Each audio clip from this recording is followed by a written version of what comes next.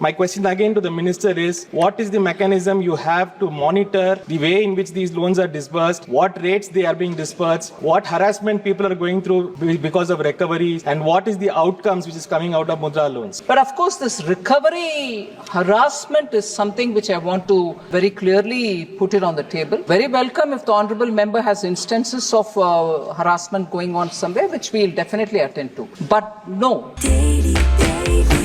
Taste Daily. Shri D Ravi Kumar ji, अब पूछिए आप. Thank you, sir.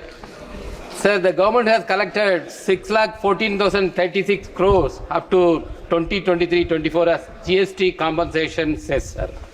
But it released only 4,70,648 crore to states and has stopped giving compensation 2022. Sir, I want to know from the Honorable Minister through you, why the government is continuously collecting GST compensation cess even after they stop giving the compensation to states? Sir, I'm not sure if it is related to this question at all, sir, because it relates to the cess collection on crude oil. But never mind, since the member has asked a question, I'll try to respond. Sir, GST compensation cess technically ended by 30th of June 2022. But with the consent and the collective decision-making process that happens in the council, it has been extended till March 26, only because during the COVID time, since there was no collection for the GST, the assured GST compensation which had to be paid to the states could not be paid, and we had to borrow to pay it. The borrowing happened with the council's approval. The collection of the cess after June 30th, 2022 is only for paying that loan taken to pay the GST compensation cess, which was compensation which had to be paid during the COVID time. So that is the reason why compensation cess is being collected even now, because it goes purely to pay that borrowing which had been taken for giving the compensation to the states during COVID, and that is what is happening now. Shrimati Mahua मोत्रा. Thank you, sir. I'd like to ask the minister through you. Sir, I come from a rural area of Krishnanagar in West Bengal and has 7 very rural constituencies bordering Bangladesh. Most of the people are involved in agriculture and their access to credit is through the nationalized banks. Unfortunately, whenever our farmers and small entrepreneurs go to the nationalized banks, their loans take an inordinate amount of time to get processed. Sir, if there was any notification from your ministry to the nationalized banks to set an outer limit to either say yes or no to the loan, so say 30 days or 45 days, so farmers and small entrepreneurs are not kept waiting for 90 days and then told that their loan is not approved due to lack of documentation. If you can set an outer limit that they must process by 30 days or 35 days and say yes or no. Thank you, sir. अध्यक्ष महोदय, जहाँ तक bank के व्यवसायिक आधार पर सेवाएं प्रदान करते हैं, उन्हें ऋण देने का अंतरिम जांच पड़ताल करने की स्वीकृति देते हैं। और अगर देखें तो बैंक में ये व्यवस्था बनाई गई है कि शिकायतों के निवारण के 3 स्तर पर किया जाता है कि सभी बैंक शाखाओं में शिकायत निवारण अधिकारी हैं। उच्च अधिकारी के संपर्क करने का विवरण अनिवार्य रूप से प्रदर्शित होता है। बैंकों के स्तर पर विभिन्न उच्च अधिकारियों द्वारा शिकायत का निवारण होता है। विभाग मंत्रालय द्वारा सीपी ग्राम दर्ज किया जाएगा जो 30 दिनों में किया जाता है। निस्तारण की गुणवत्ता संयुक्त सचिव के स्तर पर अधिकारी द्वारा सुनिश्चित की जाती है। आरबीआई के द्वारा भी आरबीआई लोकपाल का निर्धारण समय शिकायत का निस्तारण करता है और अपील की व्यवस्था दी गई है। श्री शशिकांत सेंथिल. माननीय मंत्री जी.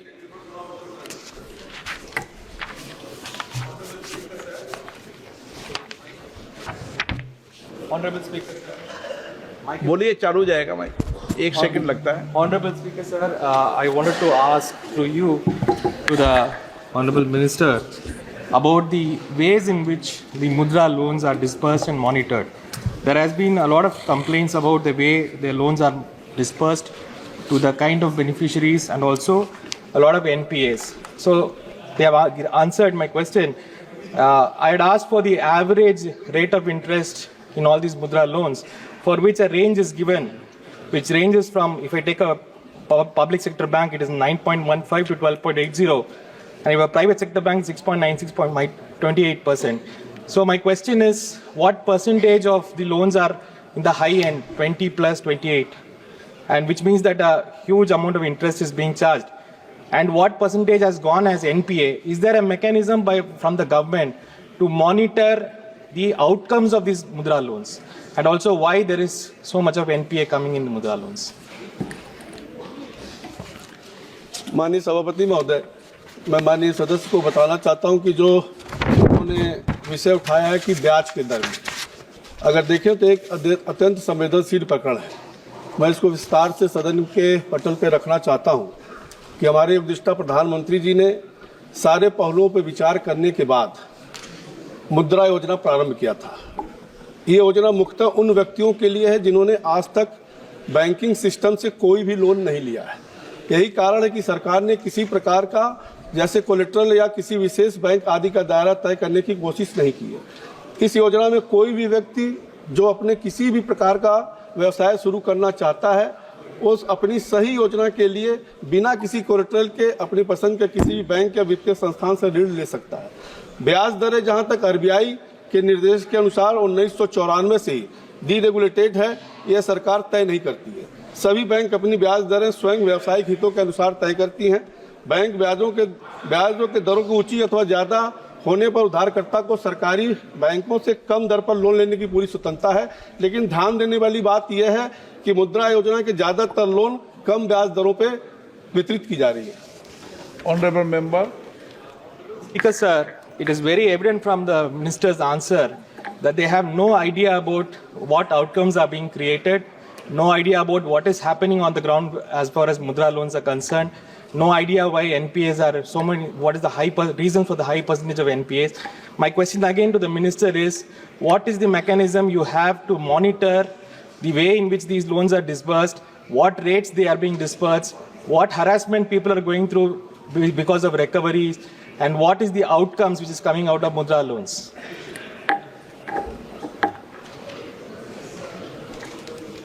Permit me to answer this question, sir. The honorable member was right in saying the interest rate is a range that we've given, that it is in the public sector banks, it's about 9.15% to 12.80%. And for the private sector banks, it's about 6.96 to 28%. But we do have a mechanism through which we understand what is going on the ground. Every year data is collected and banks do follow it up. But of course, this recovery harassment is something which I want to very clearly put it on the table. Very welcome if the honorable member has instances of harassment going on somewhere, which we'll definitely attend to. But no, the NPA numbers I'm willing to give here because the honorable members asked, I will certainly give it. But recovery harassment is something which we've been very closely monitoring, and I can say for sure the public sector banks are very closely monitored, so also the NBFCs. But as I said, if there are cases, we are very willing to hear it. Sir, the NPA issue, we do have a system with which we collect the data. I want to put it before the honorable member through you, sir.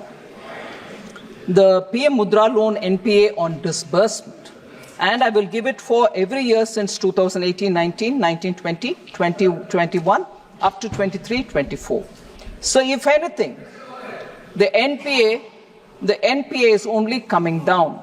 The public sector bank NPA on disbursement for Mudra loan was 3.76 in the year 18-19. Gradually, it did go up to about 4.8 in 19-20, 20-21, it went to 4.77. But now it's back to 3.4, in fact, lower than what it was at the beginning in 23-24. Now, private sector commercial banks, sir, Mudra loan NPAs were 0.67% in 18-19. It went up to about 1.77, 2021, the COVID year. Now, even for them, it's come down to 0.95%. RRBs also give Mudra loan. They had a 3.86% in 18-19 as NPA at disbursement, which has come down now for the RRBs to 2.47%. Small finance banks also give Mudra loans, and for them, NPA on disbursement is 3.38%, which went up to 3.09%.